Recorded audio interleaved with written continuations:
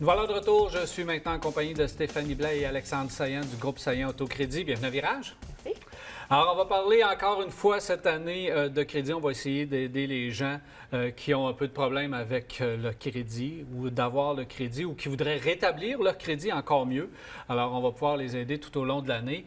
Mais avant, Alexandre, je m'adresse à toi parce qu'il s'en vient des nouveautés chez le groupe Saillant Autocrédit. Absolument. Bien, dans le fond, les nouveautés sont surtout sur le site Web. On a parlé dans les émissions antérieures que c'était important pour les gens, quand ils magasinent un site de rétablissement de crédit, d'avoir accès à l'inventaire au complet.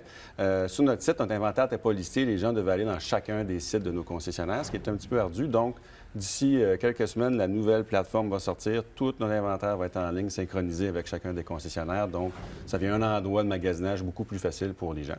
Ça, c'est le fun parce qu'on peut trouver notre voiture Exactement. On va avoir à la bonne place. Donc, on va avoir véhicules. beaucoup plus de voitures. Exactement. Plus entre 400 et 500 là, selon le temps de l'année. Parce que juste chez Toyota, vous en gardez beaucoup. Oui.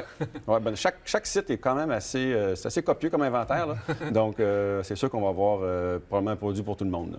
Parfait. Et est-ce qu'il va y avoir d'autres nouveautés sur ce Oui, site? il va y avoir une belle nouveauté, c'est qu'à partir de quand ce site-là va être en ligne, les gens vont pouvoir aller chercher leur code de crédit directement sur notre site en quelques minutes. C'est gratuit, puis ça n'affecte pas leur dossier de crédit. Donc, avant de nous voir, ils vont savoir, dans le fond, s'ils ont vraiment besoin d'aller magasiner leur véhicule par un centre de rétablissement de crédit en premier, ou tout simplement la méthode conventionnelle qui est d'aller chez le concessionnaire, magasiner son véhicule, puis ensuite se faire approuver au crédit. Fait qu'ils savent d'avance. Ceux qui sont pas sûrs, disent « devrais-tu passer au crédit ou pas ?» Ils vont sur notre site, ils vont pouvoir le savoir. Dans le fond, ça va prendre une note en haut de 625 pour être considéré comme régulier. Si c'est en bas de 625, venez nous voir, on peut sûrement faire quelque chose. Qu'est-ce que ça mange en hiver, ça, 625? C'est quoi une cote de crédit? Si je vois apparaître ma cote de crédit, bon, 625, c'est bon, j'espère que j'ai 625. J'ai 625, qu'est-ce que ça me dit dans la vie, la cote de crédit, Stéphanie? En fait, le code de crédit, c'est ce qu'on appelle communément le Bacon Score. C'est une indication pour les institutions financières de où on se situe parce que c'est des algorithmes, dans le fond, là, qui prennent les informations qu'il y a dans le dossier de crédit puis qui décident d'une cote qui se situe entre 0 et 1000.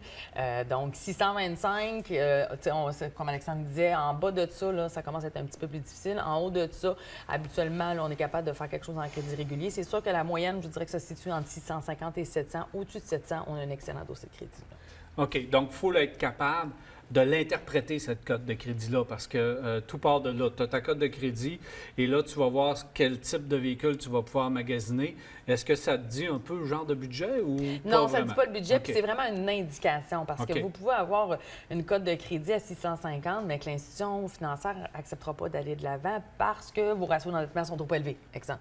OK. Donc, tu sais, c'est vraiment une indication. C'est parmi d'autres facteurs là, que les institutions financières vont regarder, mais au moins, ça donne déjà une première idée de ce que peut être le crédit. Là. Donc, si je vois apparaître un beau 700 là, sur ma carte de crédit, il faut que je fasse attention quand même. Ben, ça va quand même bien. Ça ne veut pas dire d'aller dépenser. On change la maison, les meubles, la voiture. Ben, en fait, c'est surtout que ça peut descendre assez rapidement quand on se met à faire des petites erreurs à droite à gauche. Ça peut-tu nous faire passer d'une voiture d'occasion à une voiture neuve? En fait, pas nécessairement. Non? Parce que même en crédit spécialisé, on a accès aux véhicules neufs. Exemple, je vais donner un exemple comme ça. Chaque manufacturier est différent. Mais chez Mazda, on a des taux subventionnés. Chez Toyota, ça fonctionne d'une autre façon. Fait que chaque manufacturier a des programmes pour les clients, même en crédit spécialisé. Là. Donc, ça ne veut pas dire que tu es nécessairement pris, entre guillemets, avec une voiture d'occasion, puis tu vas aller directement dans une voiture d'occasion. Non, ça va aller aussi en fonction du budget du client. C'est sûr que, tout dépendant le budget, bien, ça va nous indiquer vers quel type de véhicule on est capable de se diriger. Là. Oui, Alexandre? Ouais, j'ai dit que c'est un gros avantage, justement, pour Groupe Saint-Autocrédit parce qu'on a accès aux deux. Parce que beaucoup de centres de rétablissement de crédit font que de l'occasion. Mais des fois, c'est mieux de le mettre dans un véhicule neuf, un véhicule compact, d'entrée de gamme, puis ça va y revenir bien meilleure valeur pour le client. Donc, ça y rend beaucoup plus service. Là. Avec l'arrivée éventuelle du printemps, on voit sortir beaucoup de publicités.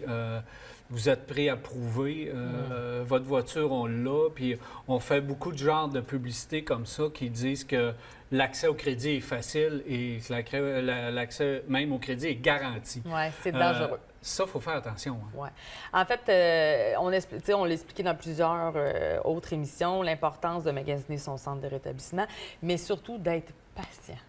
Parce que, tu sais, même si vous appelez à droite, à gauche, ils vont faire des demandes. La première approbation qu'ils vont sortir, ils vont vous rappeler, OK, oui, c'est beau, vous êtes approuvé à 18 Bien, ça se peut que nous, en travaillant, puis en prenant la peine vraiment de travailler chaque détail du dossier, qu'on va sortir une approbation à 12 au lieu de 18 Fait que de là, ça vaut la peine, de venir nous voir, mais surtout de ne pas magasiner à droite, à gauche, puis de prendre le premier qui va sortir, puis de décider, bien, c'est là qui m'appelle en premier, je t'ai approuvé, je vais là.